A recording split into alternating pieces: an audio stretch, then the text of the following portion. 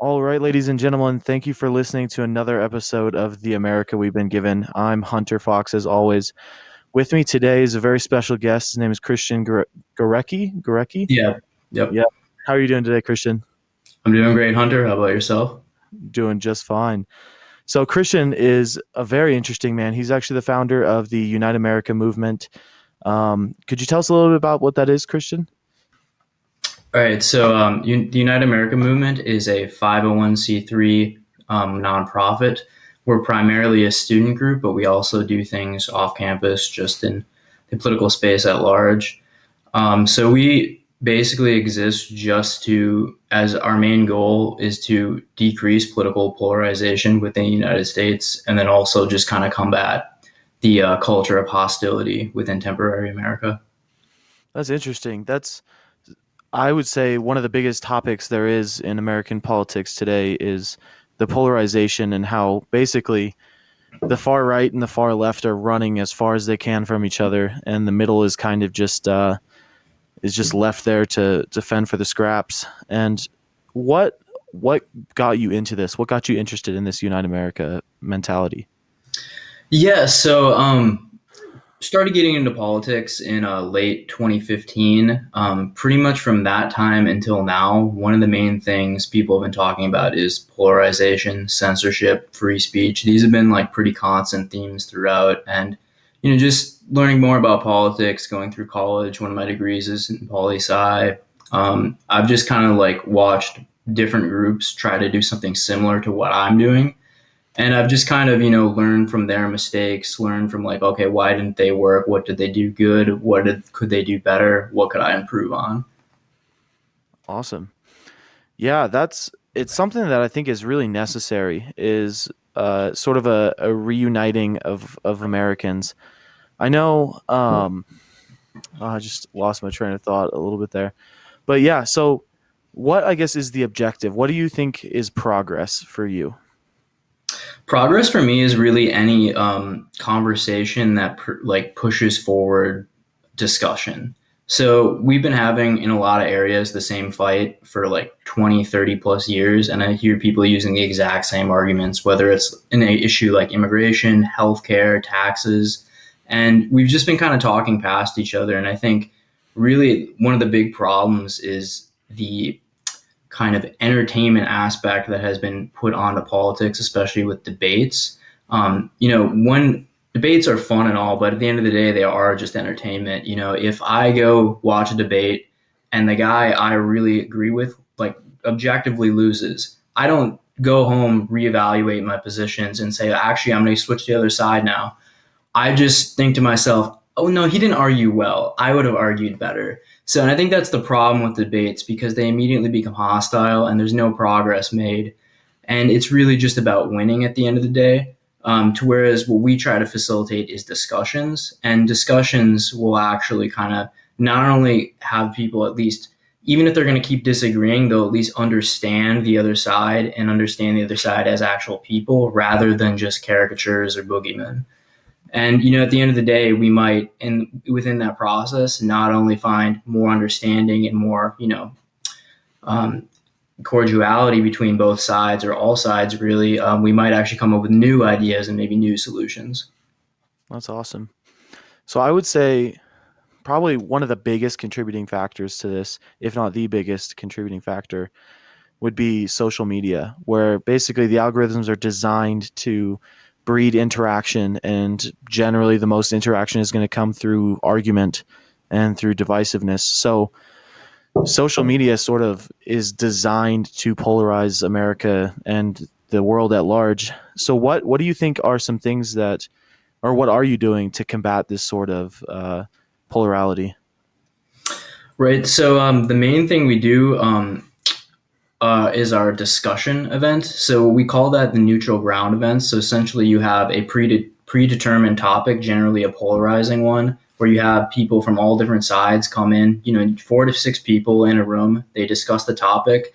We film it. We try to put it on YouTube if everyone within the discussion is okay. Every chapter can do it differently. They don't all have to be filmed or put on line, but that's generally what we try to do with people who are comfortable with it.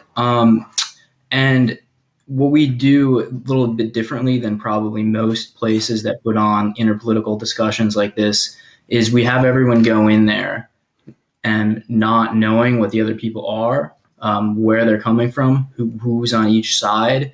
Even the way we organize them and where they're sitting, they don't know. We give everyone a blank T-shirt to wear, so it kind of symbolizes going in with no preconceived notions about the other people. Because people do judge people a lot based on just what they're wearing, especially when it comes to politics. Even if what they're wearing is not political at all, you can make inferences, and sometimes you're right, but a lot of times you're wrong. So we would just try to neutralize that, and that's why we have the blank t-shirts going in. And then the other kind of main aspect to it is we don't allow people to label themselves. So no one's allowed to say within the discussion, I'm coming from a liberal perspective, I'm coming from a conservative perspective, X, Y, Z. So we don't allow that. Obviously some people might forget and stuff, but we have, someone behind the camera to kind of mitigate and remind people. As well as we try to encourage people, if they're going to say something that like a political philosopher or a politician said, rather than saying like, oh, Bernie Sanders said this about this, put it in your own words. And it ends up, usually coming across better to people anyway, if you do put it in your own words. Interesting. So that's a really cool way to break down ideas where I like that not labeling yourself, not directly citing any politicians or anything. Because I think what we do too much is this like partisan politics or identity politics game where we're just going like and fighting for our tribe, basically. Where Exactly. instead of promoting individual ideas that work or that we feel work, instead we're promoting the ideas of our team. And I've been saying for a long time that's something that's incredibly destructive. I've said that on this podcast, on a couple other podcasts before, that if we keep degrading the person behind the idea and not the idea itself, then we're never going to get anywhere. And so that's something that I wholeheartedly agree with. But how do you see us straying away from that? How do we get out of this partisanship or tribalism idea or mentality?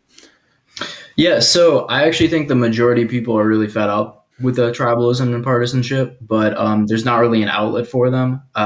Generally, people who have kind of presented themselves as are really just more of the same, like trying to lead people into one way or the other.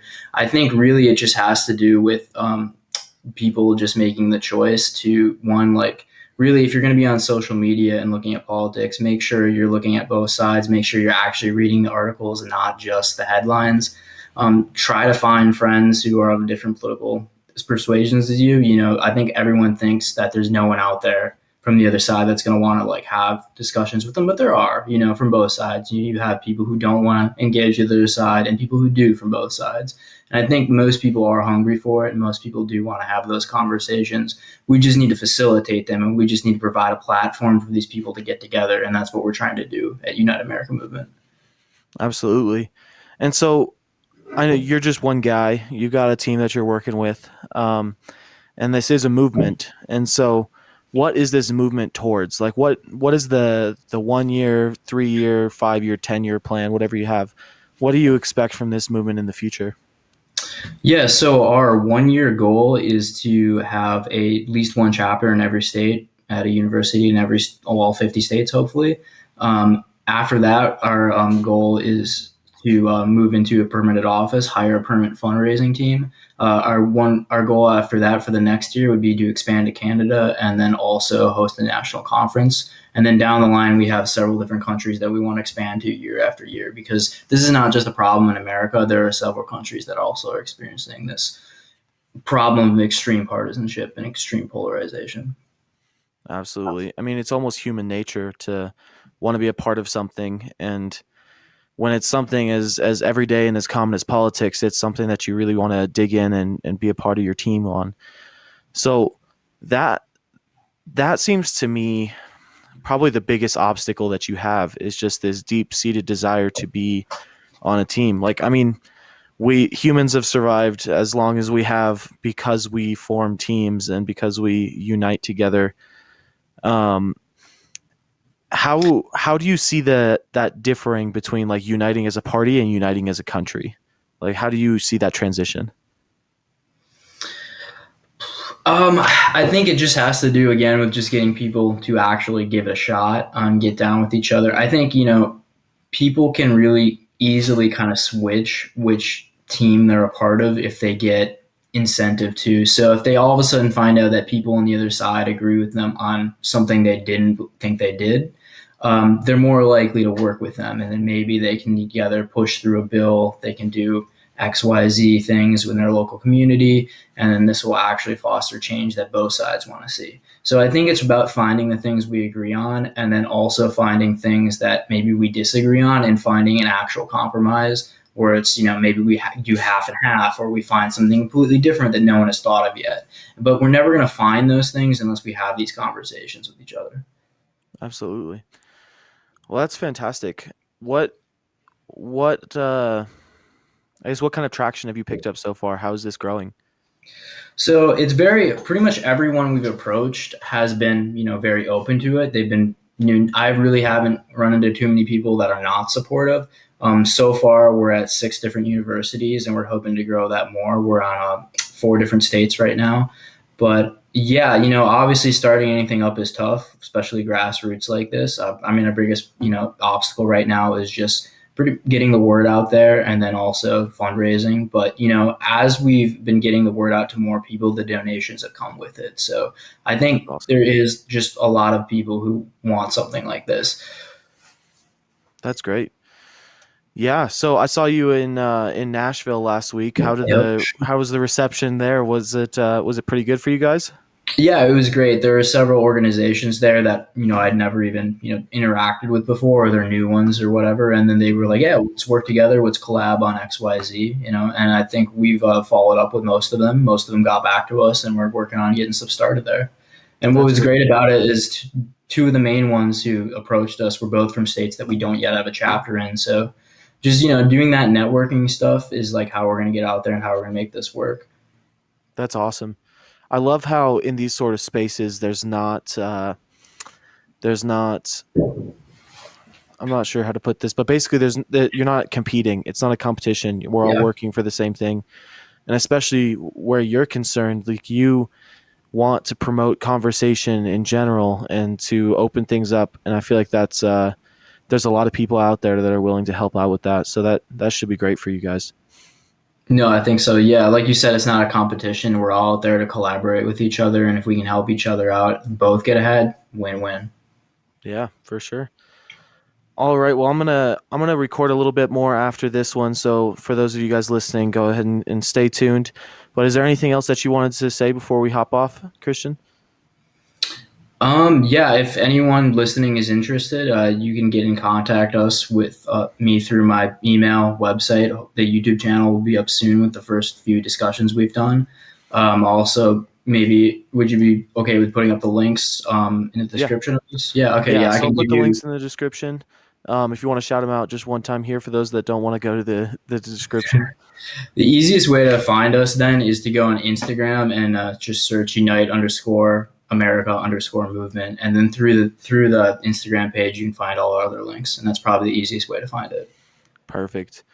All right, Christian. Well, thanks for hopping on today. Yeah, thanks for having me. Appreciate it.